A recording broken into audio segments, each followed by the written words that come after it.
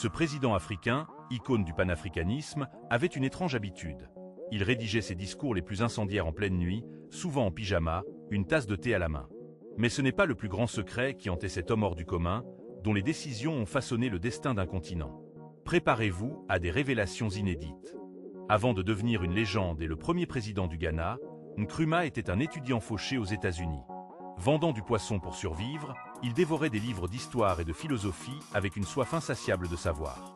C'est là qu'il a forgé une discipline de fer et peaufiné sa rhétorique en secret, devant son miroir, imaginant l'Afrique libérée et unie, bien avant que quiconque n'y croie.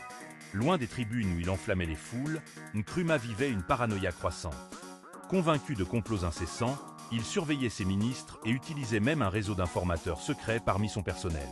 La menace constante d'un coup d'État hantait ses nuits, transformant son palais en une prison dorée, un fardeau silencieux qui le rongeait de l'intérieur, loin des caméras.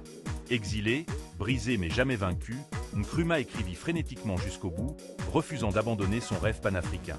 Ses lettres intimes, rarement vues du public, révélaient une profonde amertume face aux trahisons subies, mais aussi une foi inébranlable en la jeunesse africaine, qu'il voyait comme la véritable flamme de l'éveil. Son plus grand secret, l'espoir tenace, même dans l'adversité finale, un message qui résonne encore aujourd'hui.